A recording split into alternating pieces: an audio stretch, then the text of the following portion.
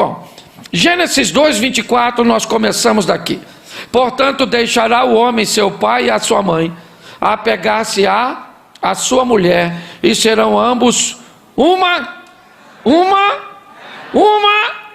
Isso, feche seus olhos. Pai, em nome de Jesus, estamos aqui para falar de família, de casamento. O Senhor que criou esse negócio todo, o Senhor sabe que não é fácil para ninguém. Tem gente que entrou aqui pensando em divórcio, tem gente que veio para cá já brigado, pai. Brigou porque um atrasou, o outro não chegou, e aquela coisa que o Senhor sabe que o Satanás faz mesmo. Tem gente com problema com filho, tem gente doente, mas o problema com sogra, pai, porque o Senhor sabe de tudo isso.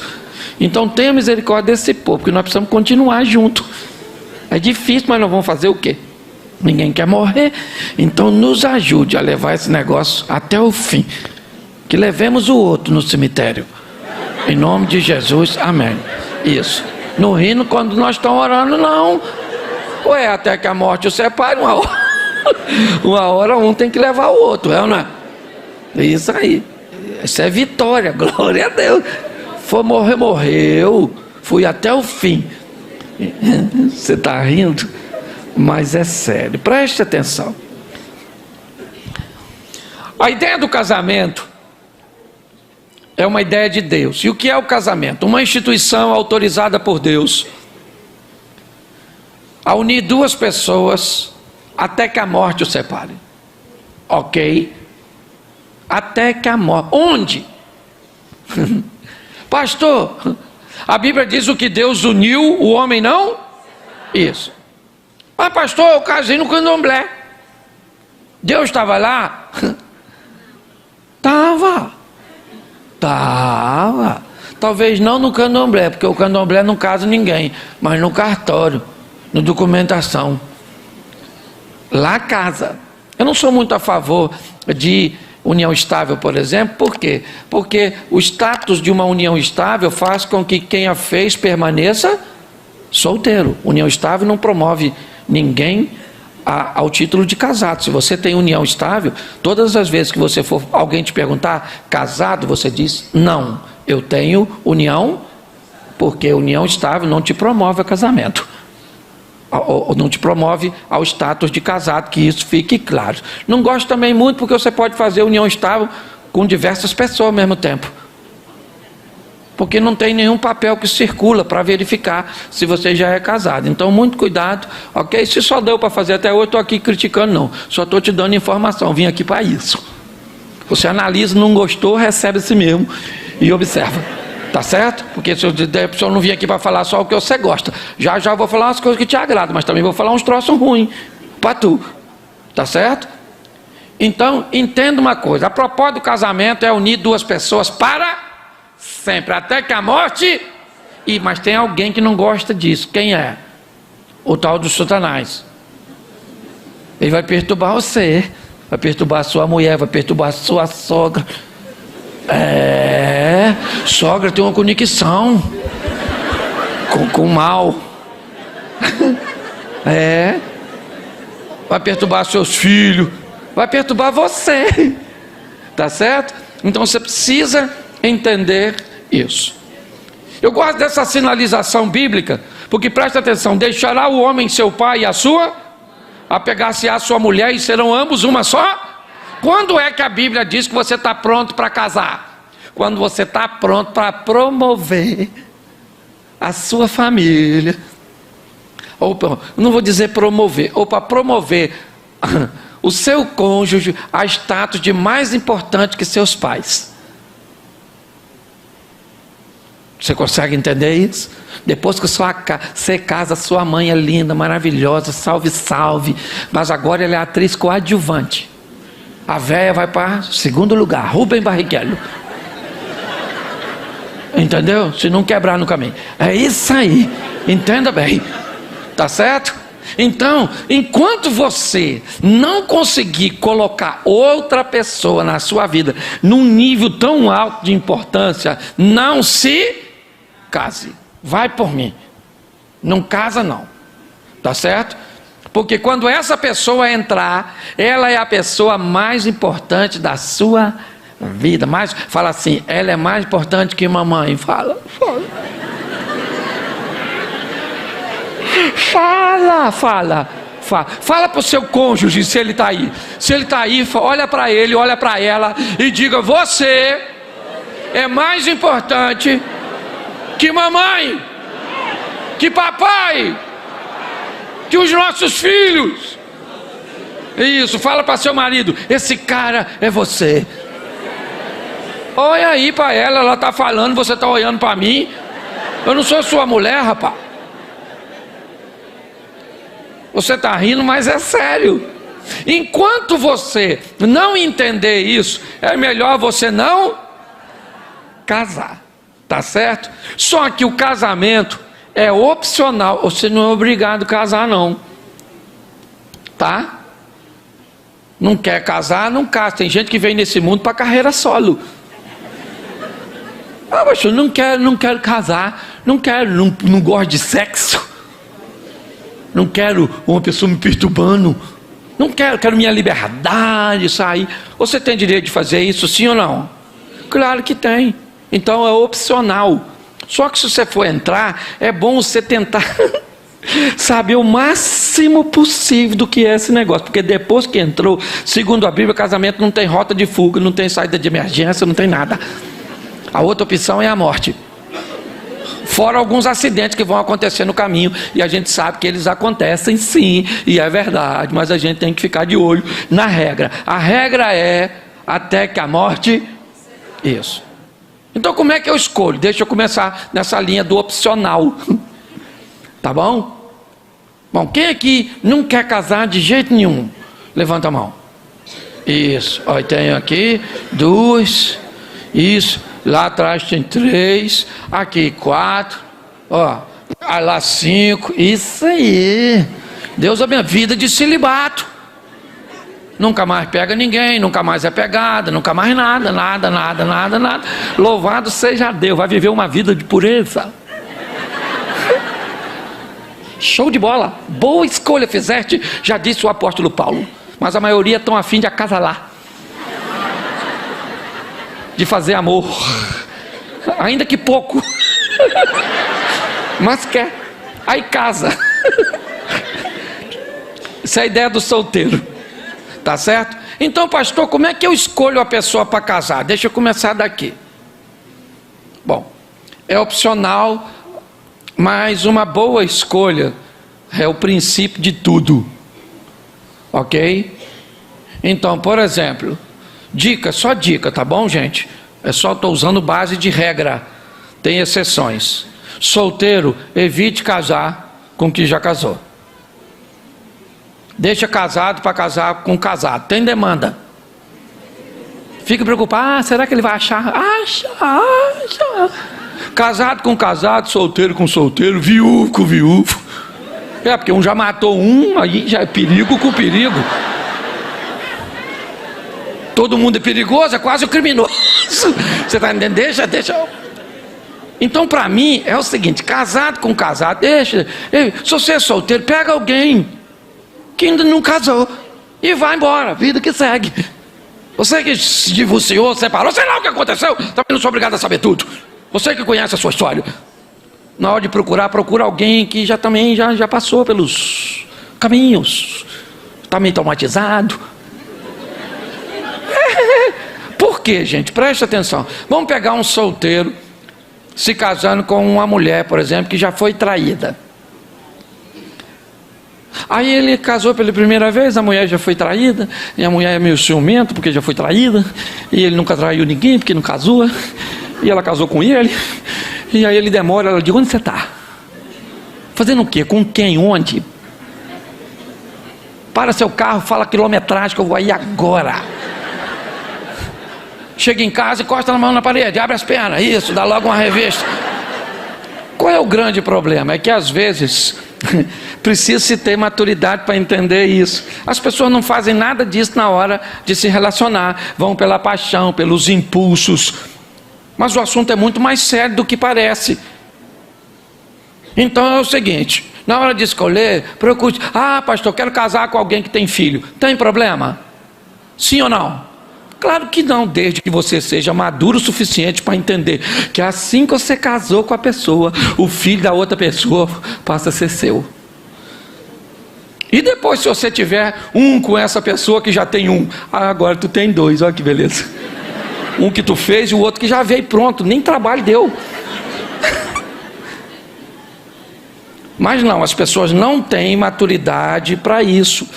Por quê que precisa ter maturidade? Porque tem a outra parte que foi embora. O pai ou a mãe da criança, do menino, que vai aparecer de vez em quando numa festa de aniversário que tu pagou, maluco. O miserável não deu um tostão e ele chega mascando um chiclete e fala: fala, filhão. E aí, menina, beleza? Papai tá aqui. Aí olha para tua mulher, que é ex dele, e agora tá maneira porque tu tá fazendo manutenção. Aí fala: tua mãe tá legalzinha, hein? E o garoto torcendo para a restituição da família fala: pega papai, pega papai, pega papai. E quando você vai corrigir, o que ele fala? Não grita comigo, você não é meu pai. Estás a fim de encarar isso? Vai, simples. Entenda isso. Hoje eu me deparo com muitas situações que as pessoas têm sérios problemas para encarar essas coisas que para mim deveriam ser muito simples, deveriam ser observadas de uma forma muito clara, mas as pessoas não observam e se casam. Então evite. Viúvo, um viúvo, vai ser muito legal, certo? Casado, o divorciado, uma outra, deixa a turma limpinha. Limpinho não é sujo não, de sujeira não, é sem trauma, sem experiências ruins. Deixa eles se virar. Então na hora de escolher, se você nunca casou, por favor. Pastor, como é que começa o relacionamento? Já falei isso aqui e vou repetir. Relacionamento começa com admiração. É assim que acontece. Todo relacionamento, ou a grande maioria, você que é casado, quando tudo começou? Começou quando você olhou com os olhos de admiração para aquela pessoa. Ela já estudava contigo, morava no mesmo bairro. Às vezes era até um amigo que você nunca tinha olhado com esses olhos. Mas um dia você olhou e falou: nossa, nunca tinha visto por esse ângulo. Ela é gostosinha, olha só. Aquele cabelo escorridinho, aquele cabelo... Nossa, aquela boquinha carnudinha. Ai, gente... Ou eu gosto da companhia, às vezes gosta, é uma admiração, certo? Que não tem nem a ver, mas você admira a pessoa, gosta da pessoa, ela é uma boa companhia. Então tudo começa com a admiração, e é muito maneiro. Lembra quando você olhou seu namoradinho, seu marido hoje? Você lembra? Lembra o corpo que ele tinha? Lembra. Isso, tira a barriguinha, tira tudo, coloca cabelo, faz tudo direitinho, entendeu? Pega ela, lembra dela como é que ela era? Lembra. Legalzinha, juntadinha, os peitinhos tudo durinho, aquela coisa fantástica. Eu estou falando para adulto, não estou falando pornografia aqui não, poxa. Toda jeitosinha, toda, lembra? Lembra? Aí você falou: nossa, meu número, que fantástico. Você olhou para ele e falou: nossa, olha que voz máscula, que homão. Isso deve ser um reprodutor nato. Enganou a senhora. O nome disso é admirar. E isso pode acontecer com você mesmo depois de casado. Quem aqui já entrou num ambiente público e já não foi paquerado, mesmo depois de casado? A senhora entra naquela loja de departamento, enquanto a senhora está mexendo na roupa, de repente a senhora levanta os olhos e tem um homem bonito olhando para a senhora. A senhora fala: sangue de Jesus tem poder. Que é isso, meu Deus do céu? Olha o Satanás que perturbando eu aqui, olha. Parece que aquele homem está olhando para mim, meu Deus do céu, está me admirando. Eu acho que é coisa da minha cabeça, Jesus. Ou seja, a senhora parou de olhar, mas a cabeça continua olhando, não é, na verdade? A senhora fala: porque ser admirado é maneiro demais quando alguém te olha com admiração, sim ou não? Aí a senhora fala: eu vou olhar de novo. Será mesmo? Não, eu acho que eu estou enganado, meu Deus do céu. Meu marido nem olho tem mais, meu Deus. E aí a senhora levanta o olho, não é que o cara está olhando para a senhora? Aí a senhora bota o olho e fala: Jesus de Nazaré. Oh, meu Deus do céu. Nossa, eu ainda estou maneira. Que isso, Jesus, me perdoa. Mas que sentimento gostoso que eu estou sentindo. Eu estou viva. Eu estou vivo. De repente a senhora levanta o olho. O que aconteceu? Foi embora. Não levanta a mão não, mas eu sei que já aconteceu. E foi muito legal. Porque ser admirado é legal, sim ou não? Sim. Isso aí. Então, admiração. Vamos para a próxima fase. Se você admirar alguém, mas não tiver desejo, essa pessoa vai ser um ótimo amigo. Mas se os desejos começarem a aparecer, aí seus hormônios estão escolhendo aquela pessoa. Aí você já olha, começa a dar um arrepio. Você fala: sangue de Jesus tem poder, que é isso? Meu Deus, o que eu estou sentindo? Aí você olha para ela, lembra? Aquele negócio chama tesão. Pode falar isso aqui, não pode, Formalhão? Pode. O pessoal aqui tem, não tem aqui? Aqui é um lugar quente, costuma ter bastante, não é verdade? Na friagem o negócio fica difícil. Tesão, desejo, aquilo que os hormônios entram em você. Quem criou tesão? Deus. Então, menina, pelo amor de Deus, não esconda seus desejos. Você é saudável quando você vê um menino que você admira e o seu corpo fala: olha, pensa nele, esfregando você. Aí começa a dar calor assim. O que é isso? Deus, isso é Deus. Purim. Se você olhar para um menino, menina, e não sentir nada, Deus foi embora.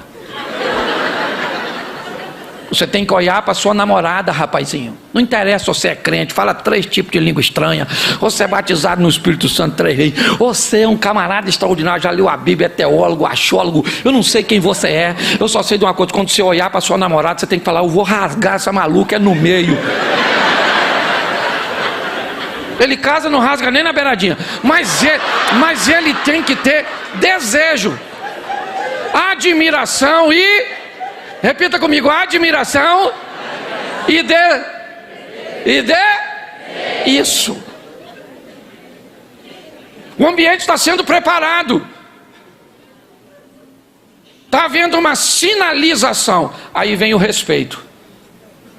Diferente de admiração e desejo, vamos levar um pouco de responsabilidade para isso.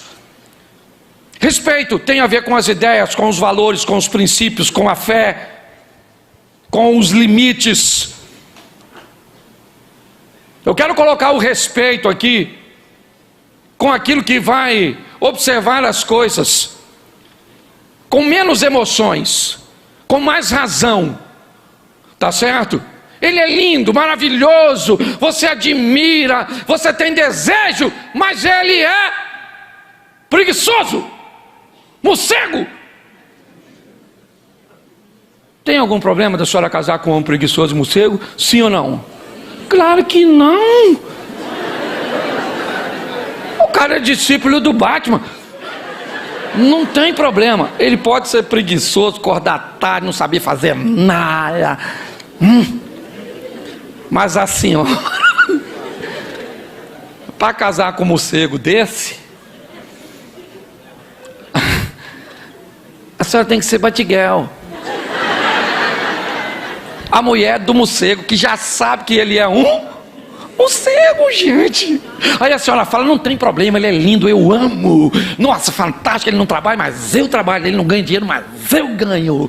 E ele é meu homem. Beleza, dona. O que a senhora não pode é casar com o morcego sem saber que ele é morcego e depois querer que ele faça as coisas. Ele diz: nossa, meu amor, que horas é? 7 da manhã? Nossa, já amanheceu? Dá um beijo aqui, tá bom?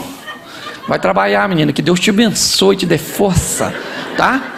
Isso, fecha a porta direitinho. Vou acordar agora mesmo, tá bom? Vou levar o passarinho para passear, que ele está cansado, e depois eu vou almoçar. Não tem problema. Se você respeita isso, se você tem o conhecimento disso. O problema é que as pessoas não observam nada disso antes de se relacionar e depois querem cobrar do outro. que aquilo que faça o que ele nem sabe fazer. Tinha hora que você queria que ela cozinhasse, mas a dona não sabe riscar fósforo. Mulher do século 21 tem que cozinhar, sim ou não? Sim ou não? Claro que não, gente. Homem do século 21 come? Não come. Mas você pode se casar com a mulher que não cozinha? Sim ou não? Desde que você já sabe que ela não cozinha. Agora, por favor, não case com a mulher que nunca cozinhou e pense que assim que você casar, ela vai cozinhar. Não vai cozinhar, querido. O que você tem? Ganhar dinheiro para contratar uma mulher que cozinha. Que aí você come a comida de uma mulher.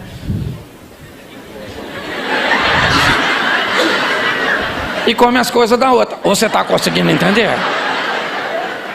Não é preciso, eu acho que não dá para ser mais claro do que isso. Porque parece que alguém enganou você, que você é ingênuo demais.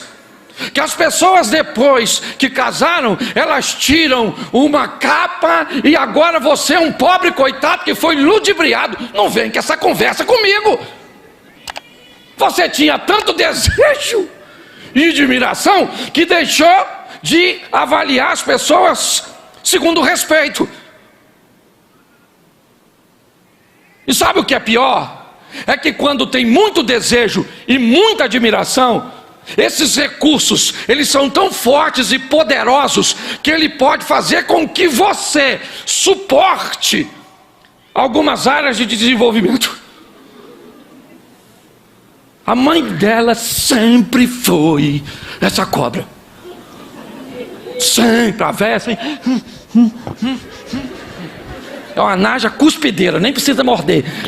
De longe a bicha cospe. Mas você só foi descobrir isso 20 anos depois de casado. Por que é que depois de 15 anos, Cláudio, ele implica com mamãe, ele implica com papai, ele implica com meu irmão, ele não quer ir na minha casa? É fácil. Não implicava antes porque tinha muitos recursos que encobriam essas coisas. O grande problema é que a convivência, ela vai trazendo desgastes. E aí a admiração vai diminuindo. Aí o desejo vai diminuindo. E quando esses recursos vão diminuindo, inevitavelmente, coisas que você não via antes, começam a ver. Um dia, uma vez, Eduardo estava conversando comigo, falou comigo essa frase, que quando os recursos, ou seja, todas as vezes que a água baixa, o rio mostra as suas pedras. Os recursos baixaram, inevitavelmente. Você começa a enxergar no seu cônjuge coisa que ele sempre teve, mas que você nunca. Então, você viveu 20 anos com essa pessoa sem ver. Então, meu filho, volta a ser cego. O que eu tenho que fazer? Aumentar o nível novamente de admiração e de desejo. Que aí eu vou conseguir superar tudo isso. Se eu não entender isso, eu vou ter sérios problemas. Por quê? Porque o que eu quero é o tão sonhado amor. E o amor é o último que chega, gente. O primeiro a chegar é a admiração. O segundo a chegar é o desejo. O terceiro a chegar é o respeito. E aí o cenário está pronto para quem chegar? O amor. Aí o amor chega. Depois de admiração, repita comigo, admiração, desejo e respeito. Aí o amor chega.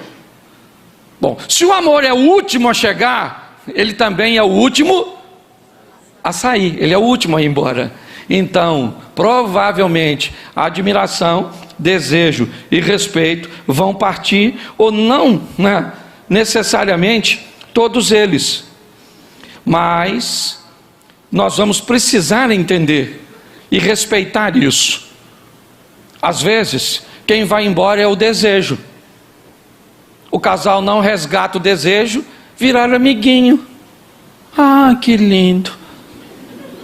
Ela faz comida para ele, ele paga as contas dela, um chama o outro de meu amor, mas eles dormem em quarto separado, ou não tem mais encontro amoroso, porque o desejo acabou. Às vezes tem muito desejo, mas não tem respeito. Aí ele xinga, aí ela xinga a mãe dela, seu filho não sei o que, vai não sei aonde, taca esse negócio nele, seu cachorro, sua não sei o que, sua égua, eu vou largar você, sua mula, sua besta. Mas a hora que vai para a cama, maluco, o negócio fica frenético. O que é isso? Isso é muito desejo sem respeito. Não é disso que eu estou falando. Eu estou falando de um relacionamento onde tenha admiração, onde tenha desejo e onde tenha E se você sentir hoje, o que eu estou falando isso? Você precisa entender. Hoje, se você olhasse para o seu casamento, no que diz respeito à admiração, de 1 a 10, qual é a nota que você daria para seu cônjuge? Admiração. Se fosse desejo, qual é a nota que você daria para desejo? Não dá não, só pensa. Entendeu? Qual é a nota que você daria para respeito do seu relacionamento? Baseado nisso, você pode traçar a medida do amor. Tá certo? Então, quando alguém diz assim, pastor, eu não amo mais, a minha pergunta é, onde você estava quando o desejo, admiração e respeito estavam indo embora? Onde é? O que você estava fazendo quando tudo isso aconteceu? Se nós entendermos isso, queridos, isso pode nos ajudar a evitar sérios problemas. E olha que eu não estou nem falando de casado ainda, eu estou só falando de solteiro. Outra coisa, se você quer casar, levanta a mão de novo, solteiro. Arruma um lugar para morar. É aí, ó, tá vendo? Eu já morei com um sogro assim que casei. É uma perturbação. Uma perturbação. Você vai morar na casa dela, você fica nervoso, grita com ela. Fica quieta! A mãe dela fala, não fala assim com a minha filha. Aí você fala, minha senhora, não se mete que ela é minha esposa. Seu cunhado fala, fala abaixo com a mamãe. Você vai fazer amor, não tem um lugar. Ô irmão, fica quieto, que o negócio está ficando difícil para tu. Escute só, você vai fazer amor, o quarto não tem uma suíte. Se você vai casar e não tem nem como fazer um banheiro, meu filho, espera mais. Junta dinheiro para fazer só um banheiro. Às vezes você não precisa de uma casa, só um banheiro dentro do quarto para você tomar banho. Se você puder, compra um frigobar para botar suas coisas, porque você bota lá fora, nego come tudo. A família parece descendente de gafanhoto. Tem tudo. E quando mora no quintal, porque tem turma que começa a fazer uma comunidade. Parece coisa indígena. Isso! Você vê. Aí a mãe mora aqui, que é o pajé. Aí mora um filho aqui, outro aqui, outro aqui. É uma comunidade. Você, para dar um danoninho pro seu filho, você tem que prender ele dentro de casa. E alguém ficar na janela de olheiro, dando cobertura. Ai, meu filho, come rápido. Vamos embora.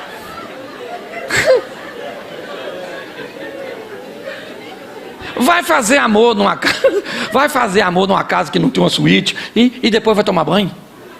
Sai do quarto igual bandido, parece que tu matou alguém.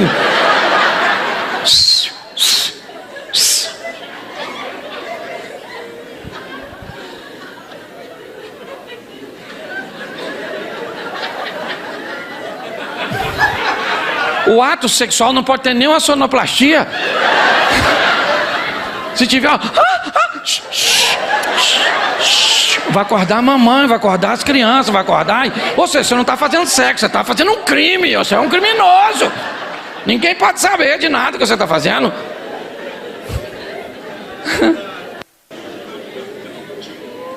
Aprenda. Outra coisa, o que acontece na casa do casal não se leva para a casa dos pais. Você briga com seu marido e diz, mamãe.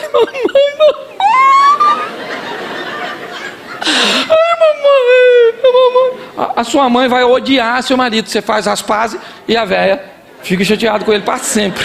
Porque ô velhariada para ter memória boa. Aí você coloca toda a sua família contra o cônjuge e depois você faz as pazes, quer que todo mundo faça também. Não vai fazer. Você demonstrou para sua família que havia um sofrimento, que aquela pessoa, certo, que eles amam, fez você sofrer. E aí é comum isso acontecer. Mas as pessoas não se preparam para nada dessas coisas. Nada. E aí casa. E agora que o negócio vai ficar difícil. Sabe? Porque conversar é fácil no namoro.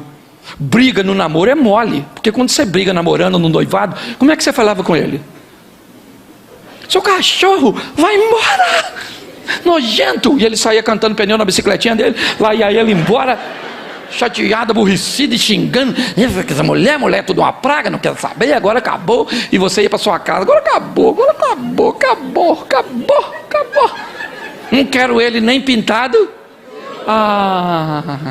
Ia para casa, falava com sua mãe, desabafava. Agora chega, mãe, que eu estou cansada. Acabou. E a velha tem experiência. Calma, minha filha, você está nervosa. Não, agora acabou. No dia seguinte, quem é que aparecia lá? Ele. Aquela cara lavada. Que pensa num bicho de memória curta, homem. Eu não lembro quase de nada. Estou falando sério. O homem falou na rua, falou assim para a mulher: amor, eu vou ali no mercado. A mulher dele falou assim: querido, eu preciso que você traga para mim algumas coisas. Pega um papel e uma caneta. Ele falou assim: é muita coisa? Ela falou: não, pega o papel e a caneta. Ele falou: não preciso. Pode falar. Ela falou: pega um papel e uma caneta. Ele falou: pode falar. Ela falou: quero leite, alho e arroz. Ele foi embora. Pagou o negócio dele, foi no mercado, parou, pensou.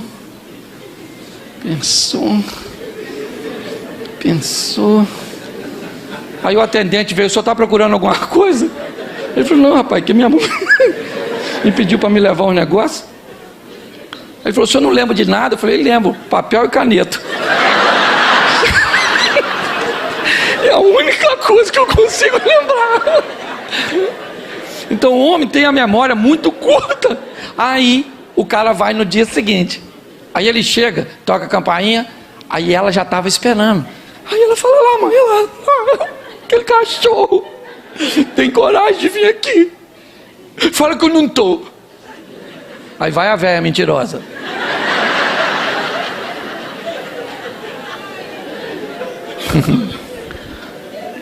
Ela não está não, meu filho.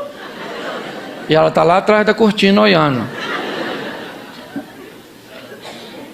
Tá sim, não tá. Ela fala: meu filho, vai embora, vem outra hora. Vocês estão nervosos, ainda está muito recente. E aí ele diz: então tá bom.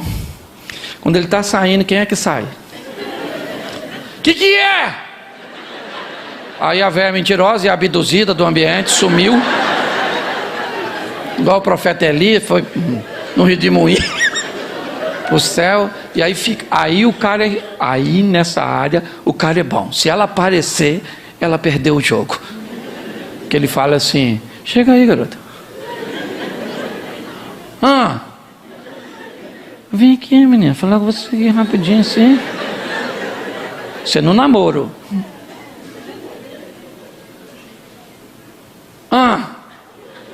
Vem aqui, garota.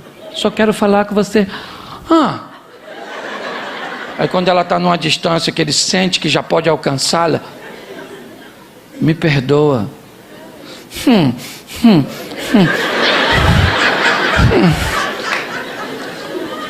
Eu te amo.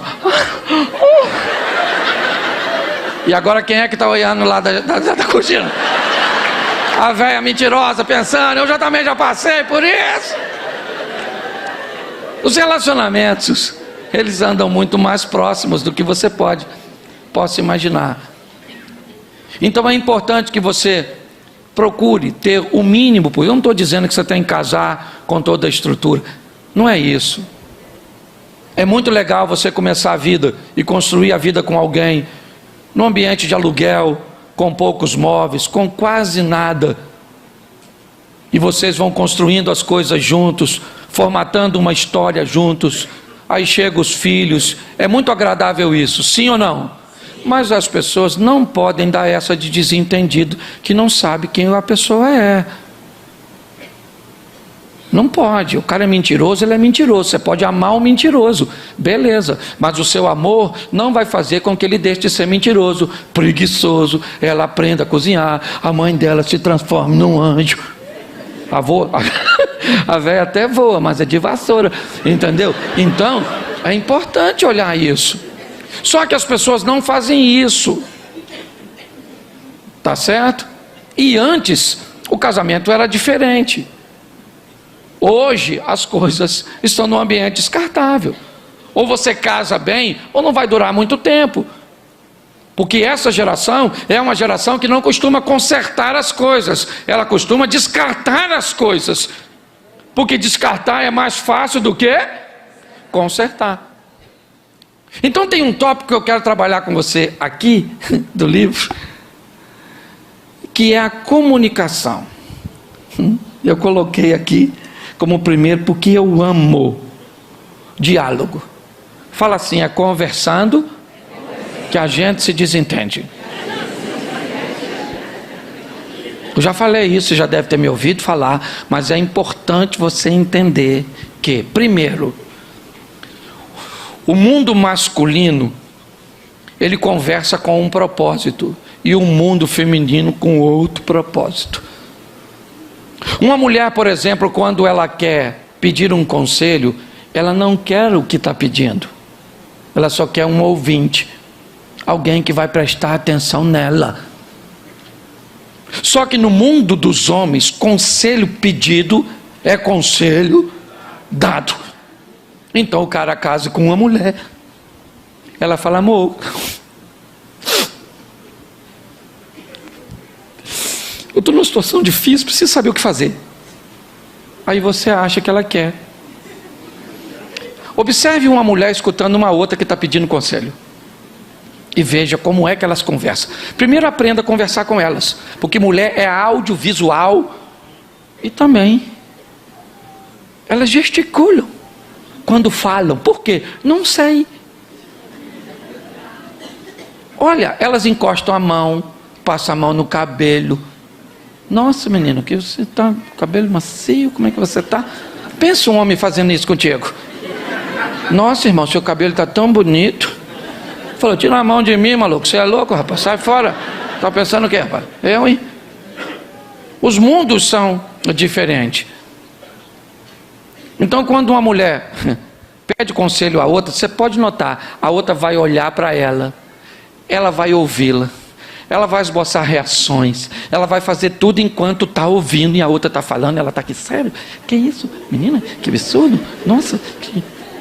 Mas assim que a outra terminar de falar, aqui escutou, diz assim, menino, olha, eu estou atrasado, tá bom? Foi um prazer encontrar com você. A outra fala, nossa, menino, estou tão bem de ter conversado contigo. E aí ela vai embora sem nenhum conselho. Porque mulher não quer conselho. Ela quer tensão.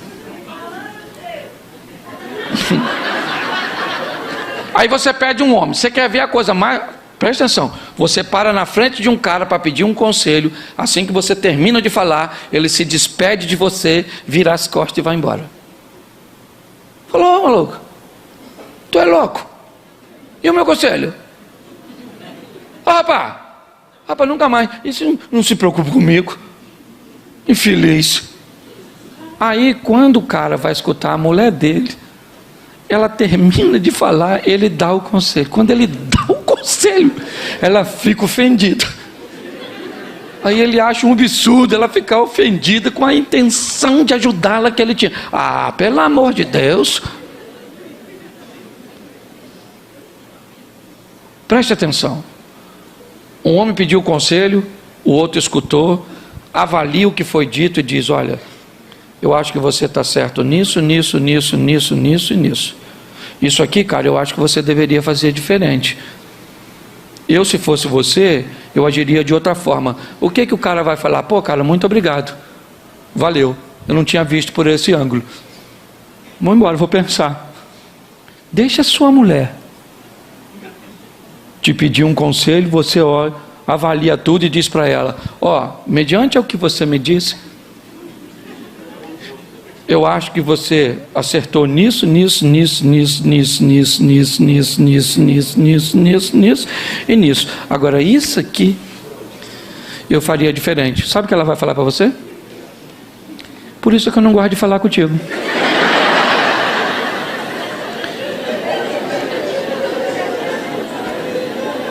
Porque você nunca é a meu favor. Você sempre é contra mim. Minha vida não anda porque você me puxa para trás. Mas ele concordou com você em quase todas as coisas, sim ou não? Porém, quando uma mulher pede um conselho, ela não, mas ainda quer atenção. É isso. Porque o homem pensa: então, para que eu vou escutar se ela não quer? É só escutar. Às vezes minha mulher: Cláudio, eu queria falar um negócio muito sério. Eu vou lá. Fala, querido. Não, porque aconteceu isso, isso, isso. Eu falo: caramba, sério, velho? Nossa, menina. Mas isso é um negócio muito... Meu Deus. E o que você fez? Aí ela começa: eu fiz isso. E eu falo: que isso, garoto? Mas que sabedoria. Eu não teria condições de resolver esse grande problema. O que você acha? Eu falei: eu acho que você está certo, é isso aí mesmo que você fez. Isso, para que eu vou dar conselho? Se vai gerar confusão? Então, tá assim de gente brigando por nada. Eu aprendi uma coisa: tem gente que só vai conversar também com porta aberta. Hoje a gente estava brincando com isso. Porta aberta, o que é isso, pastor? Conversar de porta aberta é aquela pessoa que quer ter sempre razão e quase sempre não tem. Mas na hora que você imprensa, ela foge. Das duas, uma. Ou ela diz: ó, vamos parar com essa conversa, não quero mais falar, porque acabou o argumento, ó. Ou então fica agressivo, começa a quebrar as coisas. Ou seja, como é que você lida com um negócio desse? Então é bom que você entenda. Se você vai dialogar, primeiro, você tem a maneira que a pessoa fala, o vocabulário que existe para ela. Eu vou usar uma palavra aqui, por favor, tá? Não é só para... Esse dia um cara falou comigo assim: pastor, eu vou largar minha mulher. Eu falei: por quê? Ele falou: porque ela me mandou ir a merda. Eu falei: sério? Ele te mandou ir a merda? Eu pensei: uma falta de respeito, sim ou não? Mas a palavra merda para mim não é uma palavra para divórcio. É uma palavra para se corrigir, mas não para se divorciar. Você não concorda comigo? Mas ele falou: pastor, eu vou largar ela. Eu vou largar ela, pastor, porque se ela me mandar merda de novo, eu quebro ela no cacete, eu mato ela. E aí eu comecei a conversar com ele e descobri que a palavra merda na cultura dele é um troço absurdo, porque na casa dele nunca se falou isso. Se ele pronunciasse essa palavra na casa dele, o pai quebraria os dentes dele. Entendeu? Ele nunca tinha visto a mãe discutir com o pai. Para ele, aquilo era um absurdo. E aí eu fui conversar com ela. Ela entrou assim para falar comigo. Viu aí, pastor? Falou que vai me largar. Sabe que eu mandei ele uma merda. Palhaçada. Aí eu fui conversar com ela e entendi que a palavra merda para ela não era nada.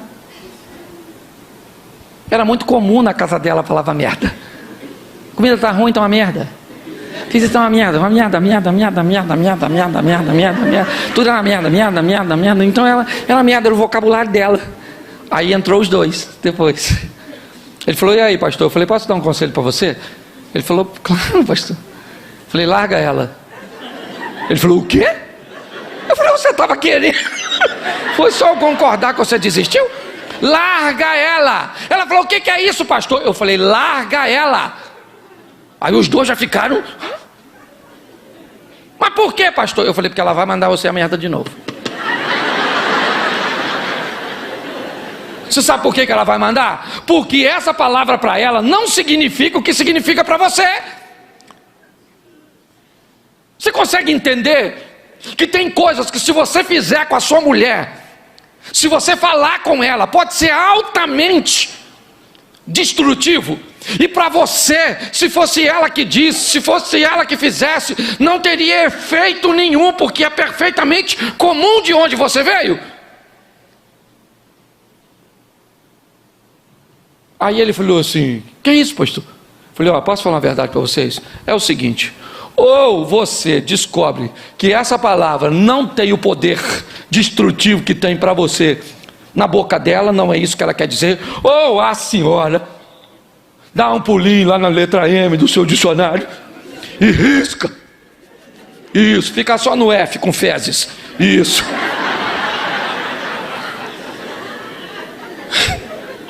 Passou 6 meses mais ou menos isso. Eu encontrei com um casal, e aí a gente gosta da fofoca. Encontrei os dois falando e falei assim, e aí, mano? Aí ela já riu. E ele falou, pastor. Nesse período ela já me mandou a merda 3 vezes. Aí ela começou a sorrir e ele também. E ela disse assim, pastor, quando eu vi já tinha falado. Mas eu pedi desculpa a ele. Ele sabe que eu não estava querendo dizer isso. E bem que o senhor falou. Não era nada disso. Ou seja, você tem que entender que seu marido tem a cultura dele, o jeito desse camarada. E que muitas vezes isso vai se manifestar na comunicação. Eu gosto muito das minhas histórias e conto sempre elas. Eu moro a 1 quilômetro da minha igreja. E minha mulher disse que ia para o culto comigo. Olha o que é comunicação. Fomos para o culto acabou. Ela levantou, eu achei que tinha ido para o gabinete. Terminei, fui para o saguão, alguém me perguntou, cadê a pastora? Eu falei, eu acho que ela está no gabinete. Alguém veio e falou assim, ela foi embora. Eu falei, foi não? Pensei comigo, não foi não, ela veio comigo. Como é que foi embora? Ela foi embora aí. Eu falei, não, só comigo. Não foi não. Tem um protocolo com quem sai junto. Avisar. Rapaz, não tinha ido. Rapaz, mas eu fui para casa, mas eu fui, que se o diabo aparecesse, ele não entrava em mim, era eu que entrava nele. Eu estava uma fiera, falando, eu fiquei doido. Cheguei em casa, subi as escadas, ela estava deitadinha assistindo televisão, com a mão assim, era só matar.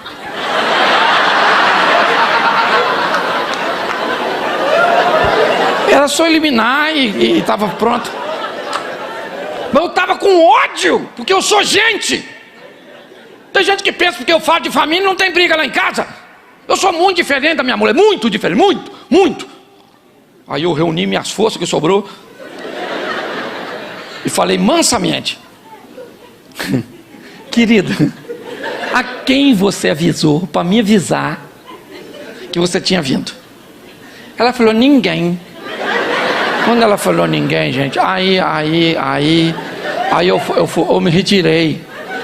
Porque aí eu não aguentava mais, eu fui tomar banho, eu falei, meu Deus, por que me desamparaste? Senhor, isso é uma falta de educação, isso é um absurdo. Eu jamais faria isso com ela. Eu jamais faria isso com ela. E a gente pensa que o que você jamais faria com o outro jamais faria com você. Ah, neném, pensou, né? Fui tomar banho e comecei a orar, falar com Deus lá embaixo do chuveiro. Falei, Senhor, eu falo de casal, muito difícil isso.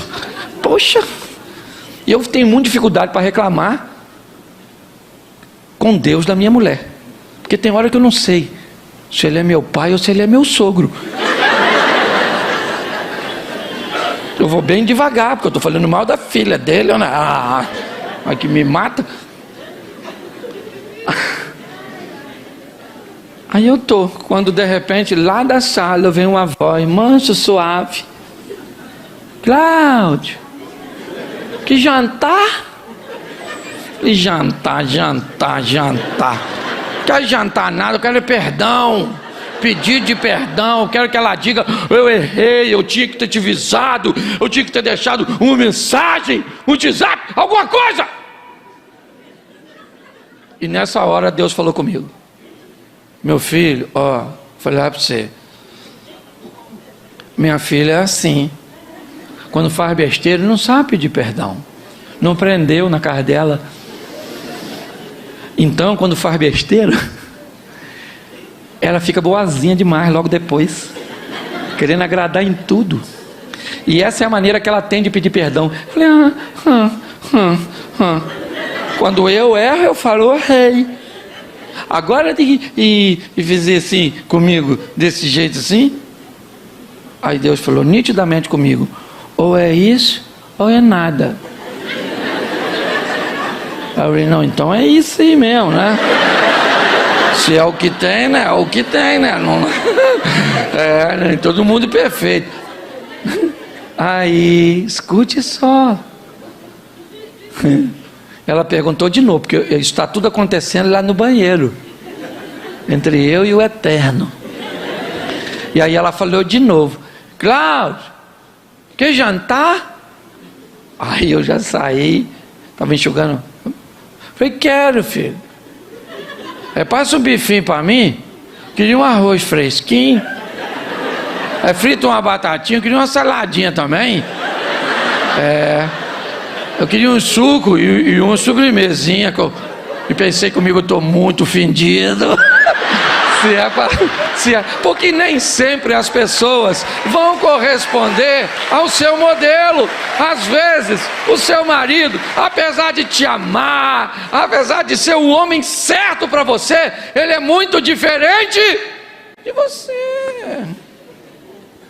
Você consegue entender isso? E aí as pessoas têm dificuldade de comunicação, têm dificuldade de falar, de entender o peso que aquilo tem. Às vezes as pessoas, um cara vem me narrar uma história: pastor, eu traí minha mulher. Oh, sério, cara, traiu?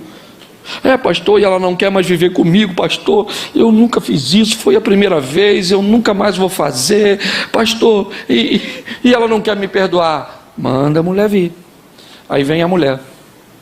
A última coisa que a mulher fala é do adultério.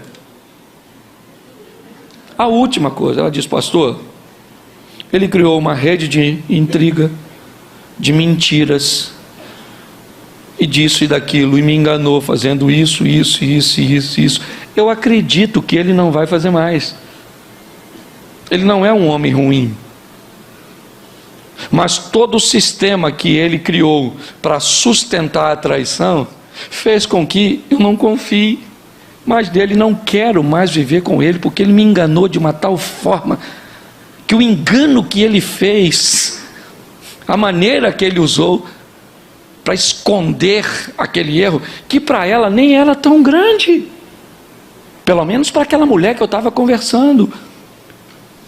E eu descobri que o motivo pelo qual ela estava se separando dele, e se separou, não teve nada a ver com adultério. Porque às vezes o que você pensa que fere seu cônjuge não é o que feriu. Quando nós vamos conversar no diálogo franco, objetivo, nós descobrimos o que realmente aconteceu naquela história.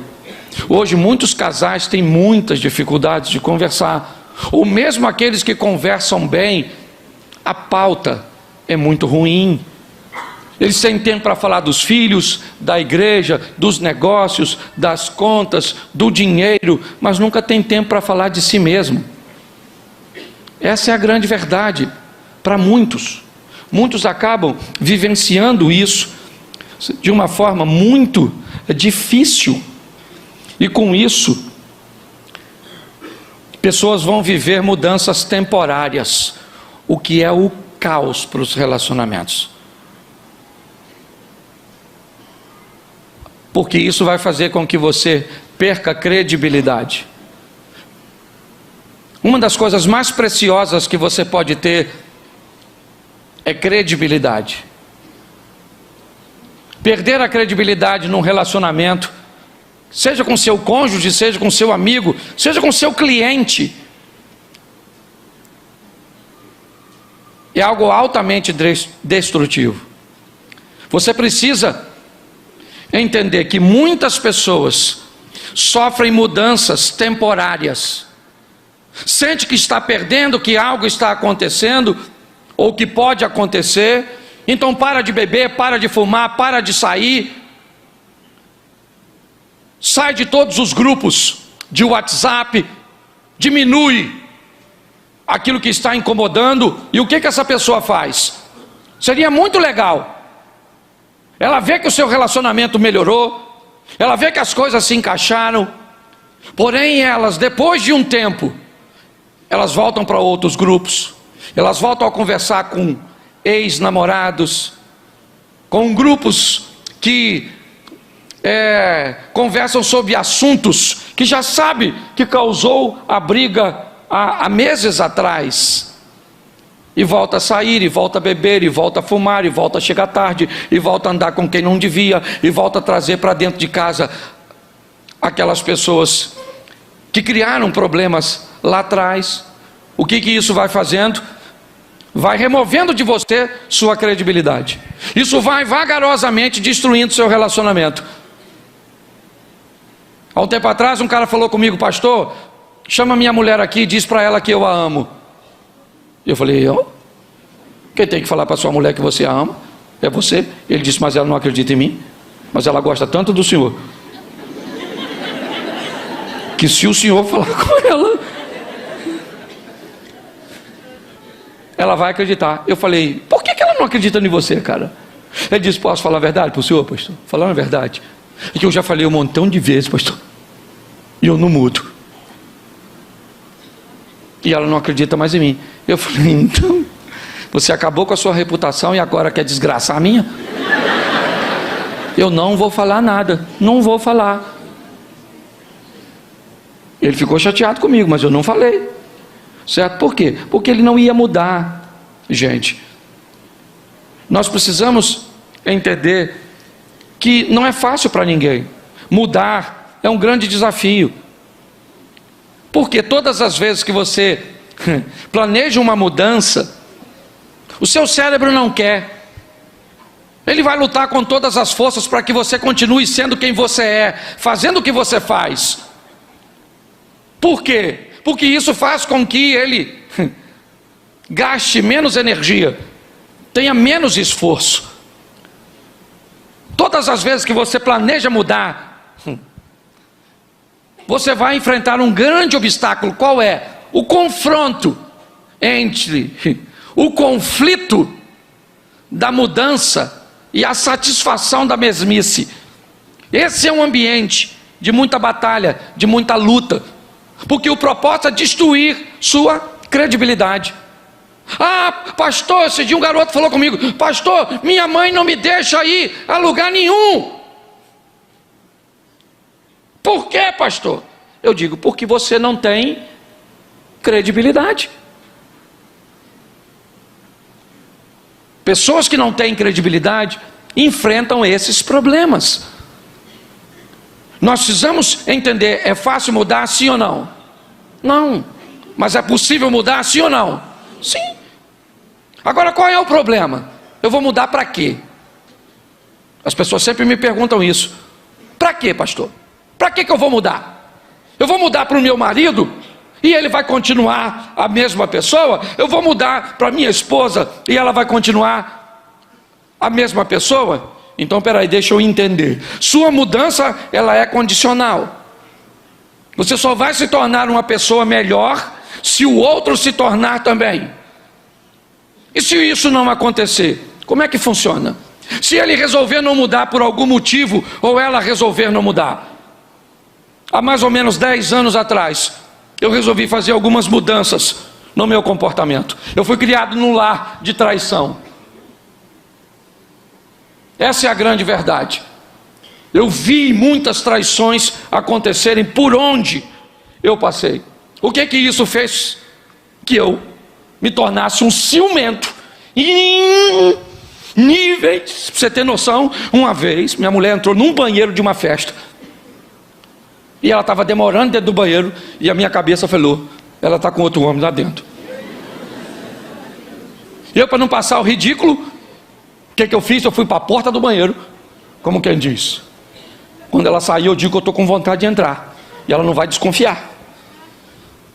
Assim que ela abriu a porta, ela até levou um susto. O que foi, Cláudio? Eu falei: não, menino, estou com vontade de entrar no banheiro. De ir no banheiro, não é nada. Ela saiu, eu entrei, menino, não tinha ninguém. Mas a minha cabeça me disse assim: o cara fugiu pelo basculhante. Era só para você ter noção de quão doente eu era. Olha só, isso quase destruiu meu casamento. Quase.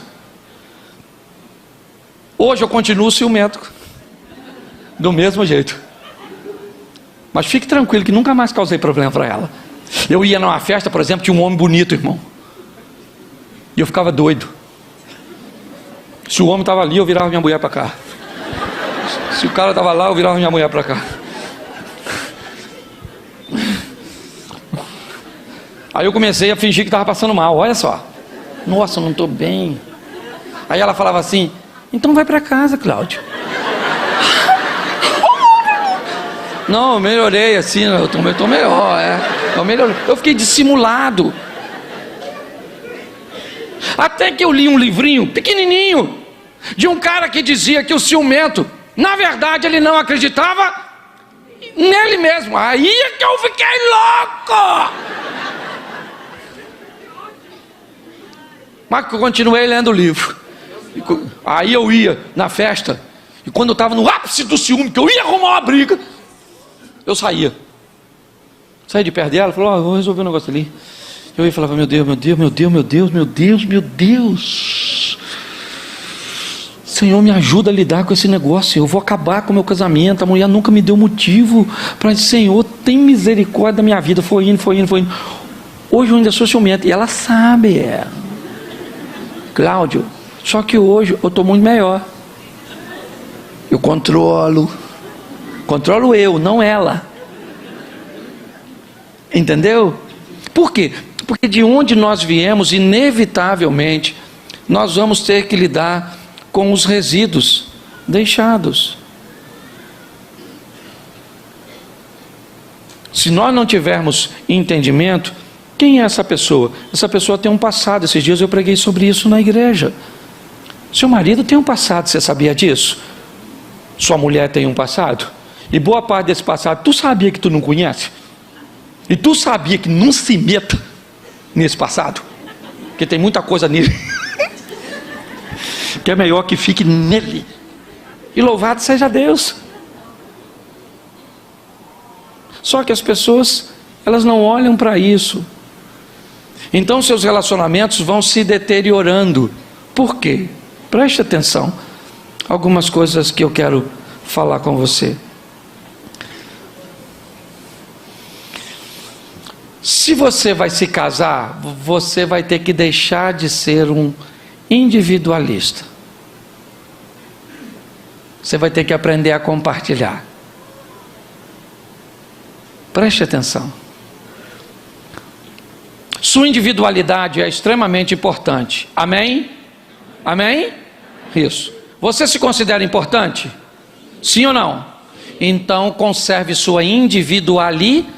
Isso. Você não pode ser um individualista. O que é um individualista? Um individualista é aquele indivíduo que quer que tudo seja feito segundo o jeito dele, na hora que ele e do jeito que ele. Não se vive com esse tipo de gente. Isso é um chato. Só vou comer se for no meu restaurante. Só vou se for lá. Ah, é? E se for em outro lugar, você não vai? Então não vou. Se for para viajar, é toda vez para aquele canto. Se for comer, tem que ser sempre segundo. Isso é chato. Agora também tem o outro que abriu mão da individualidade dele toda. Ele não resolve mais nada. Tudo é os outros que resolvem. Onde vamos comer? Vê você. Vamos fazer o quê? Vê aí você. Mas que hora nós vamos sair? Você que sabe. Vamos viajar para onde? Você decide. O que você está dizendo? Eu não sou nada, nem ninguém. Daqui uns dias ninguém te pergunta mais nada. Você tem que cultivar sua individualidade. Não sempre, fazer um revezamento. E pior, isso é coisa de gente que a mãe e que o pai não deixava resolver nada. Aí cresce. E pior, eles não decidem e fica com raiva de quem decide. Você quer ver? Você fala para sua mulher assim: vamos sair para comer um negócio? Ela fala: vamos. Aí você, eu estou dizendo mulher, mas você faz com aquele tal, certo? Com o que foi manipulado. Você quer comer o quê? Havia aí. Você escolhe. Aí você está acostumado a decidir. Ah, então tá bom, vamos comer uma pizza. Mas pizza? Ah, pizza não, pô. Aí o outro decidido: beleza, então escolhe você. Não, escolhe você, poxa. Ah, então tá legal. Vamos fazer o seguinte: vamos comer um churrasco?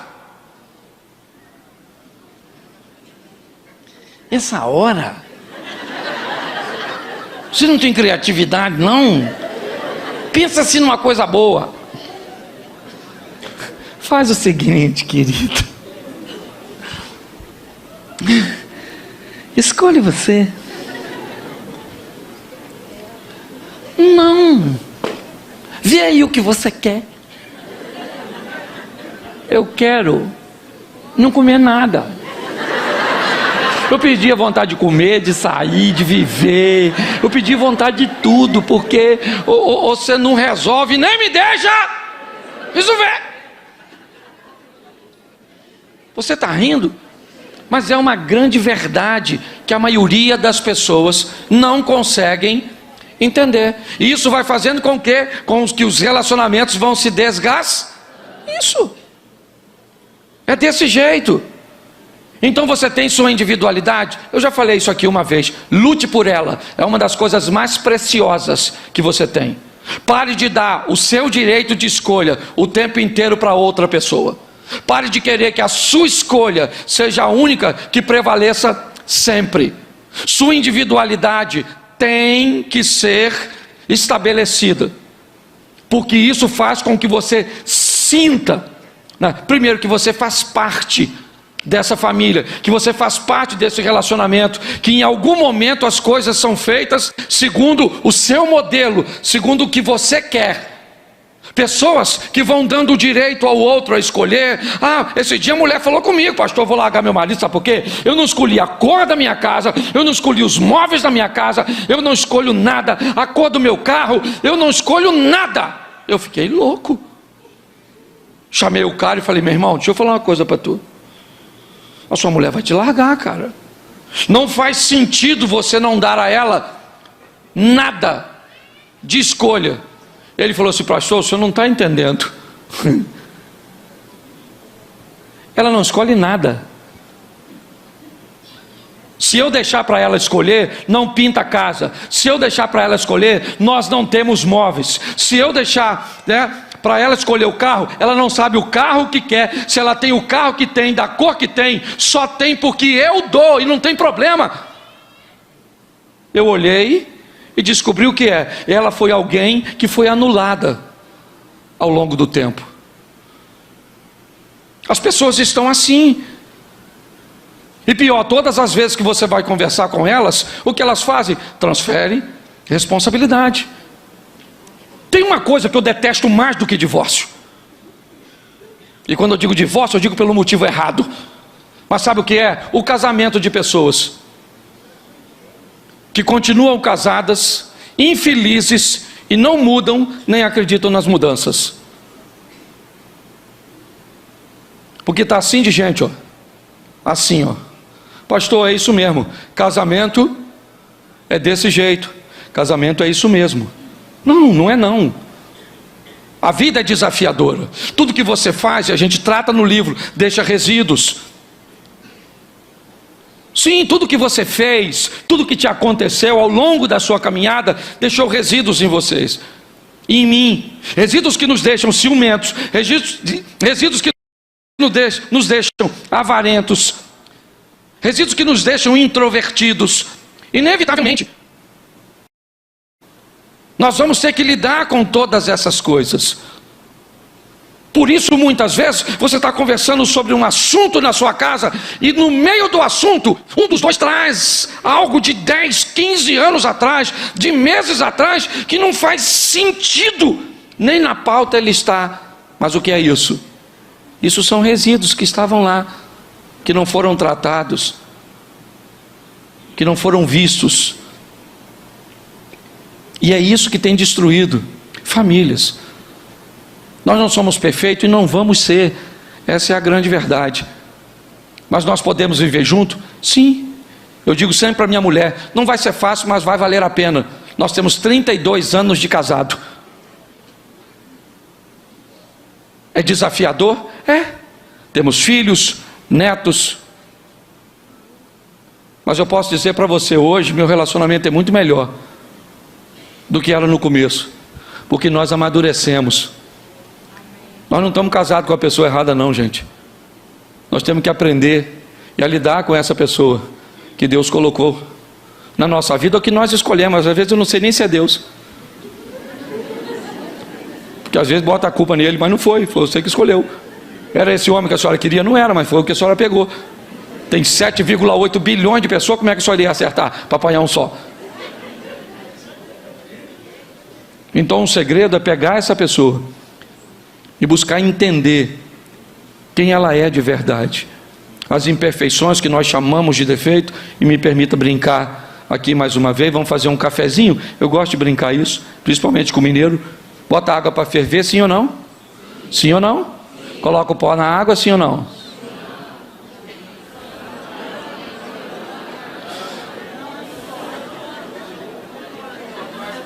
Vamos tentar de novo.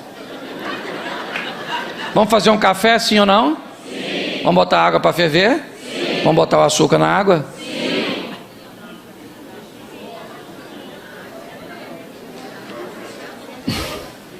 Vamos botar água para ferver? Sim. Vamos botar o pó no coador? Sim. Não vai ter jeito. Vamos deixar o café para outra hora, ok? Deixa eu te falar uma coisa. Se eu boto o café, se eu boto o pó na água, passo a água com o pó no coador, coloco o açúcar, o que eu fiz? Se eu pego a água, boto para ferver, coloco o pó no coador, passo a água no pó, no coador, e depois coloco o açúcar, o que eu fiz? Se eu coloco a água para ferver, se eu coloco o pó na água, se eu coloco o açúcar na água, com o pó, misturo, e eu jogo no coador, o que eu fiz? Porém, eu fiz café de maneira... Pois é. Essa tal de diferença virou defeito. Quando o seu marido faz algo diferente de você, parece que vira defeito. Quando as pessoas não seguem o modelo que você acha que está certo, e é isso que tem acontecido. São essas imperfeições naturais que estão destruindo os relacionamentos. O que nós precisamos é de um pouco mais de diálogo, um pouco mais de afinidade. E para mim já ir caminhando, casado. Deixa eu falar uma coisa para você que vai parecer absurda o que eu vou falar, ok? Mas eu tenho estatísticas e provas de que isso é verdade. Levei muito tempo para falar. Casado, muito do que o seu casamento vai representar a nível de satisfação e intimidade tem a ver com uma das coisas mais poderosas que o casal tem. Sabe o que é? Beijo.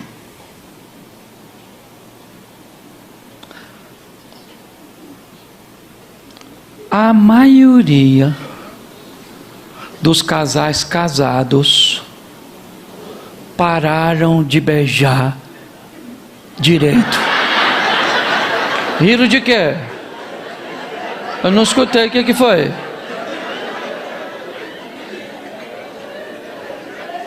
Hã? Alguém falou alguma coisa? Foi? Tá. Beijo. Beijo. É horroroso o beijo dos casados. Lá onde eu moro, parece que estão tocando animal.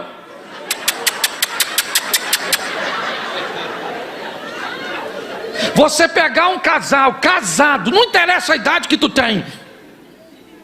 É lógico que você tem sua intimidade. Talvez você seja tímido, não vai fazer isso na frente dos outros. Mas você tem que puxar a nega véia para perto. Isso. Antes de beijar, dá uma... Isso.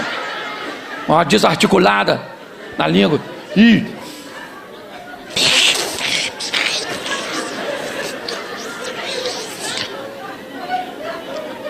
Aí, em nome de Jesus Cristo Nazareno, o Deus Todo-Poderoso que está nesse lugar, na presença do Espírito Santo, quem são os casais que ainda hoje, pelo menos umas 2 ou 3 vezes na semana, sapeca aquele beijo de 15, 20 segundos?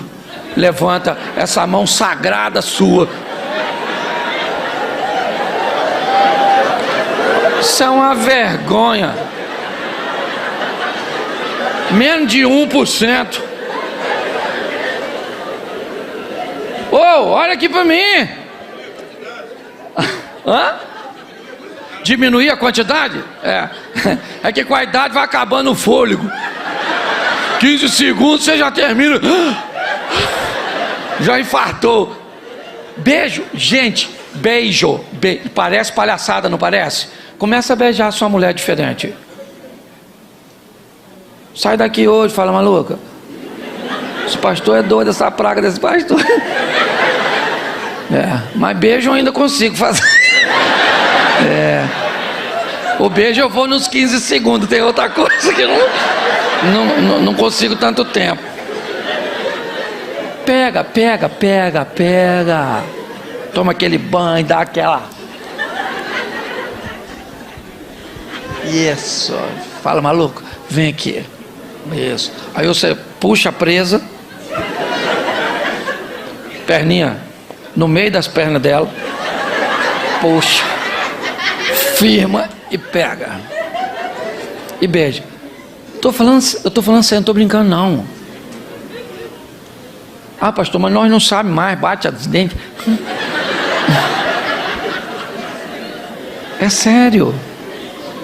Se você soubesse o quanto o beijo, porque quando é namorado não precisa nem pedir. Se tiver namorada que eu pedir para beijar, vai pro canto ali, prensa a bicha. E hoje já não imprensa muito não, porque os meninos de hoje são ruins. Na nossa época na nossa época o bagulho era doido. Olha lá. Se você deixar, se você beijava a cabrita, não vai beijar a namorada, rapaz? Você é doido? Você tá rindo? Mas o assunto é sério. Tá certo? É isso aí. Ô, gente, eu queria que você saísse daqui hoje. Você veio aqui, obviamente, se você me conhece, para você se divertir um pouquinho. É verdade. Mas muito mais do que isso. É para você entender que todo mundo está no mesmo barco. Isso aqui é quase uma terapia de grupo. Posso perguntar? Eu vou ter que me perguntar. Eu estou com vontade de fazer fofoca hoje. Presta atenção, eu vou fazer uma pesquisa de campo. Por favor, me ajude, só para você ajudar os outros. Eu já perguntei do beijo. Você viu a vergonha que foi? Menos de 1% levantou a mão. E boa parte deles ainda estava mentindo.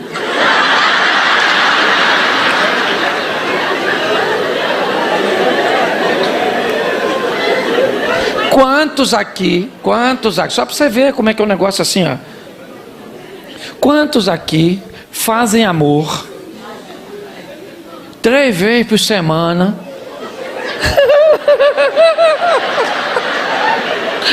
Ô Jesus, tem misericórdia desse povo, Senhor. Eu sei que eu estou quase colocando eles no inferno, né? de tanta mentira, mas vamos aqui. Vai, porque Deus está falando. Quantos aqui, casados, obviamente, ok? Fazem amor 3 vezes por semana, levanta a mão. Legal, Deus abençoe, lugar quente. É isso aí. Não estou levantando a mão, mas eu não estou não, tá bom? Então só estou levantando, só para cumprimentar você. Eu estou levantando a mão, mas eu não estou nesse negócio mais não. Tá certo? É só para cumprimentar vocês, que eu não estou mentindo. Deus sabe. Tá certo? Quantos aqui 2 vezes por semana, levanta a mão. Escute. Tu viu quantos levantou de 3? Eu não vou baixar mais para não humilhar. Eu vou aumentar para ver se vai. Que a resposta eu já tive. Quantos aqui fazem 4 vezes por semana ou mais? Levanta a mão. Show de bola. Isso. Louvado seja Deus. Deus ajuda. Aí se tu tem uma mulher que faz amor contigo 4 vezes por semana, você não tem uma mulher, tu tem um anjo dentro de casa. Monta um altar. Tá certo? É lógico que muita gente não respondeu por timidez, e eu entendo perfeitamente disso. Mas eu só quero te mostrar, certo? Que no conceito de família, nós não estamos muito longe de ninguém. É difícil bater um papo sadio, legal, sem um conflito, sim ou não? Dependendo da pauta que vamos trazer à tona, pode ser quase insuportável. Todas as vezes que tentamos manter, podemos gerar um conflito. O desgaste dos afazeres do dia a dia, todo o estresse e os desencontros, quer familiar e outras coisas, nos expõe à separação, onde diminuímos muito a nossa intimidade. Eu não estou querendo expor ninguém ao ridículo, eu só estou querendo mostrar que essa é a realidade da sociedade.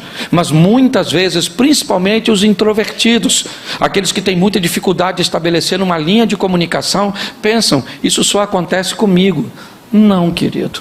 Não é só seu filho que dá problema, não é só seu casamento que tem crise, não é só a sua situação financeira que muitas vezes enfrenta uma crise.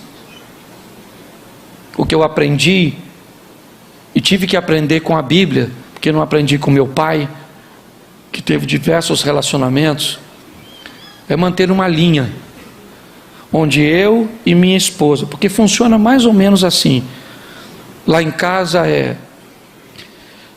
mesa para planejamento, sofá para diálogo, altar para oração e cama para celebração. Cama não se resolve problema, para com essa palhaçada. Cama não é lugar de resolver problema. Cama é lugar de celebrar problema que foi resolvido. Onde? No planejamento da mesa, na intimidade, no diálogo do sofá, ou nos joelhos, no altar. Eu não sei que tipo de problema você traz consigo, e talvez nem traga hoje, mas certamente o enfrentará amanhã.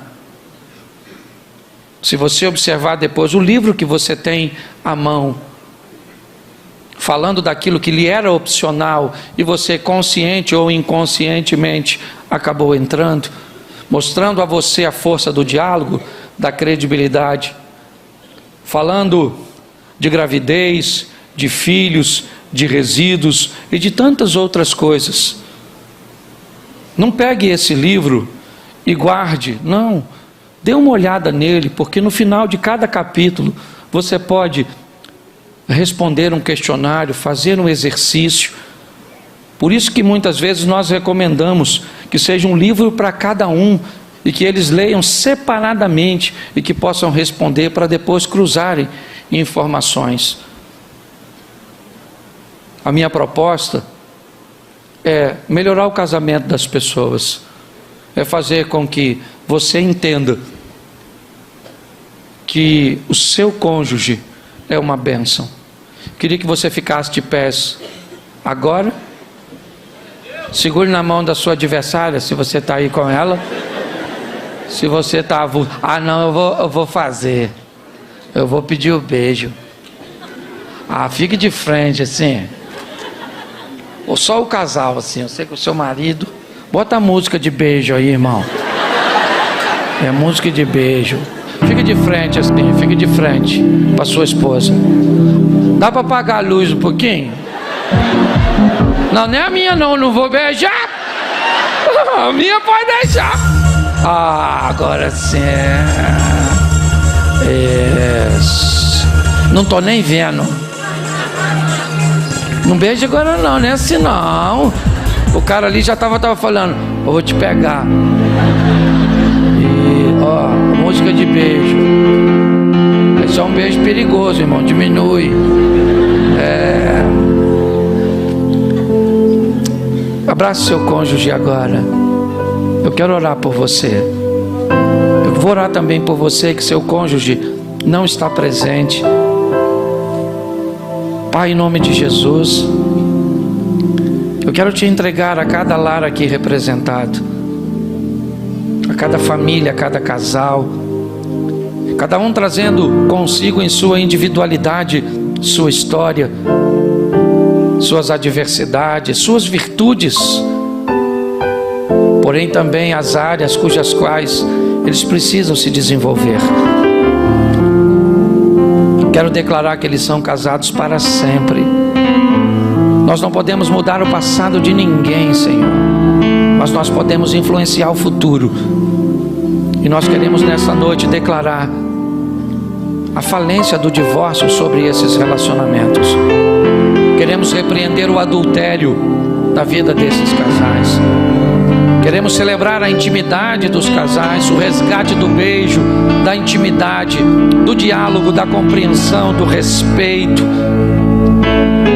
Que o olhar dos nossos filhos para o nosso casamento seja um olhar de admiração, seja uma ótica de quem deseja viver o que nós estamos vivendo. Abençoa, ó Deus, os teus filhos que planejam entrar num relacionamento, que estão em busca de um relacionamento sadio, sério, salutar.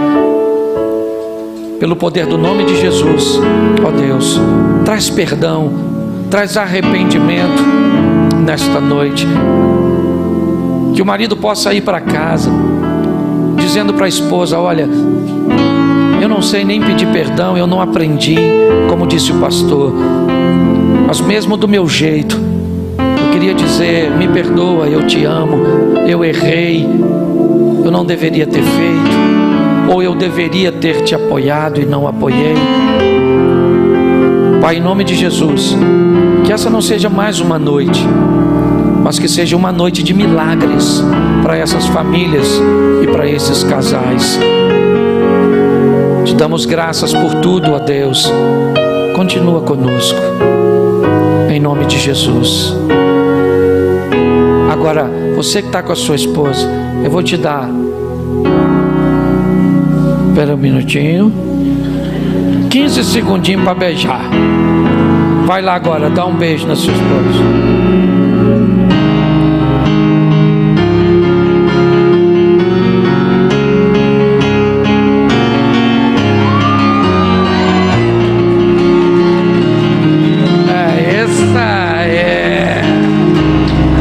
Glória a Deus.